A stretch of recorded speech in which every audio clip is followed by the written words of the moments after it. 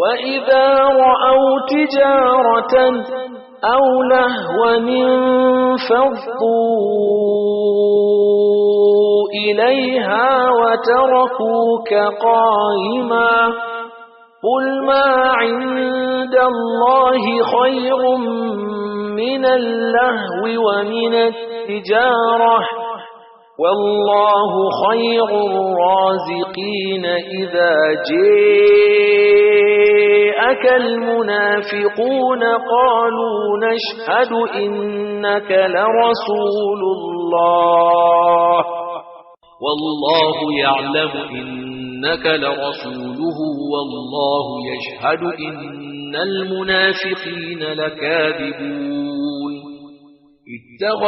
اتخذوا أيمانهم جنة فصدوا عن سبيل الله إنهم ساء ما كانوا يعملون ذلك بأنهم آمنوا ثم كفروا فطبع على قلوبهم فهم لا يفقهون وإذا رأيتهم تعجبك أجسامهم وإن يقولوا تسمع لقولهم كأنهم خشب مسندة يحسبون كل صيحة عليهم هم العدو فاحذرهم قاتلهم الله أني يؤفكون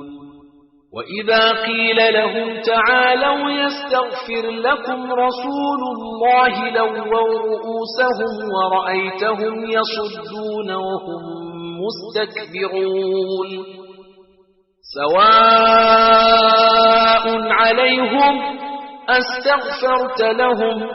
أم لم تستغفر لهم لن يغفر الله لهم إن الله لا يهدي القوم الفاسقين هم الذين يقولون لا تنفقوا على من عند رسول الله حتى ينفضوا ولله خزائن السماوات والأرض ولكن المنافقين لا يفقهون يقولون لئن رجعنا إلى المدينة ليخرجن الأعز منها الأذل ولله العزة ولرسوله وللمؤمنين ولكن المنافقين لا يعلمون يا أيها الذين آمنوا لا تلهكم أموالكم ولا أولادكم عن ذكر الله ومن يفعل ذلك فأولئك هم الخاسرون وأنفقوا مما رزقناكم من قبل أن يأتي أحدكم الموت فيقول رب لولا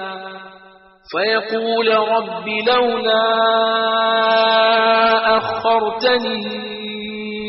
إلى أجل قريب فأصدق وأكن من الصالحين ولن يؤخر الله نفسا إذا جاء أجلها والله خبير بما تعملون يسبح لله ما في السماوات وما في الأرض له الملك وله الحمد وهو على كل شيء قدير